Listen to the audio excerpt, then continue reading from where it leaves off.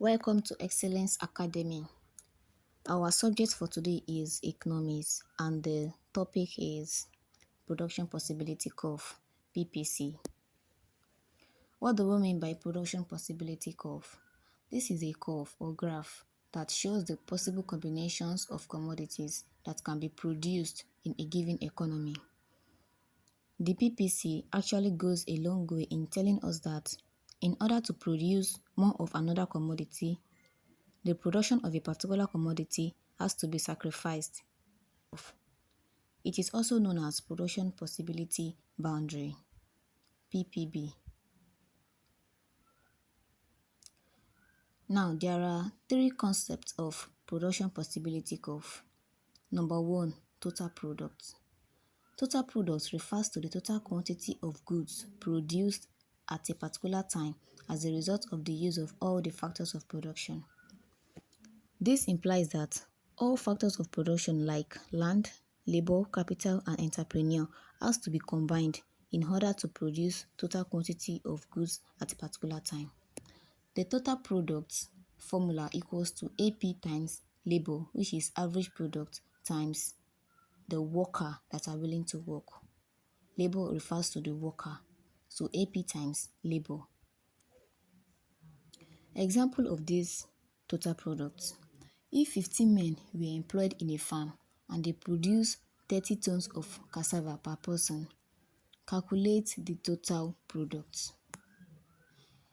Our formula for total product is average product times labor. What is our average product?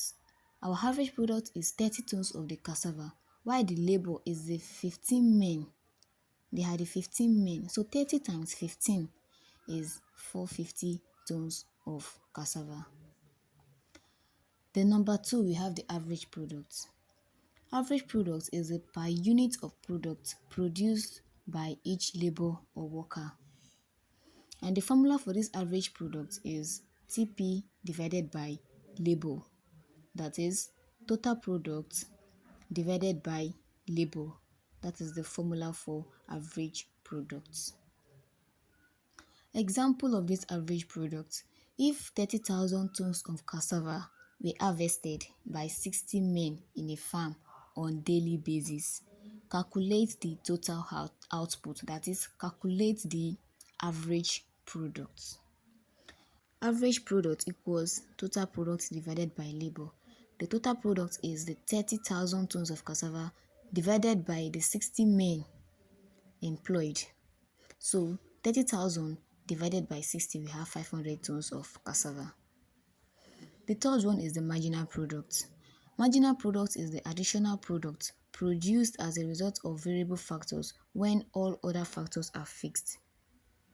The variable factors are the labor, raw materials, and so on, while the fixed factors are the land, building, heavy machinery that cannot be varied. And the formula for this marginal product is change in total product divided by change in labor. That is change in TP divided by change in labor, which is total number of workers that are willing to work. That is marginal product. This is a production possibility table. We have the possible combination from A to F. We have tons of food crops per month, and we also have the tons of cash crops per month. From the table above, in order to produce 600 tons of cash crops in combination B, 700 tons of food crops have to be sacrificed.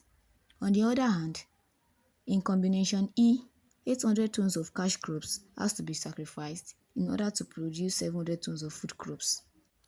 We can then conclude that the opportunity cost of producing cash crops is the certain amount of food crops that must be sacrificed. We have the difference between production possibility curve and opportunity cost. The production possibility curve is a curve that shows the possible combination of different commodities, that is, different products that can be produced, while opportunity cost is the satisfaction of one's wants at the expense of another wants. This opportunity cost is the wants that are left unsatisfied in order to satisfy another want. That is what we mean by opportunity cost and production possibility cost. Now, the next one is the law of variable proportion. The law of variable proportion, also known as the law of diminishing marginal productivity, states that if one factor of production is continuously increased by a constant amount, while other factors are held fixed in quantity, then after a certain point, the result increases in output will begin to diminish. What they're trying to say in essence is that as more and more of the variable factor is combined with a fixed quantity of other factors, ultimately its average products and marginal products will begin to decrease. That is the meaning of law of variable proportion. Now we have the importance of the law of variable proportion. The law of proportion is useful in the following ways. Number one, as business houses are assumed to be out to raise their profits to a maximum, it helps the entrepreneur to determine the optional combination of factors to achieve this objective. Number two importance, it becomes very useful in fixing a worker's wages, since a worker ought to be paid according to his marginal productivity. And the last one, number three, a firm grasp of the law of variable proportions is essential to understand short-run cost curves and hence the short-run theory of the firm.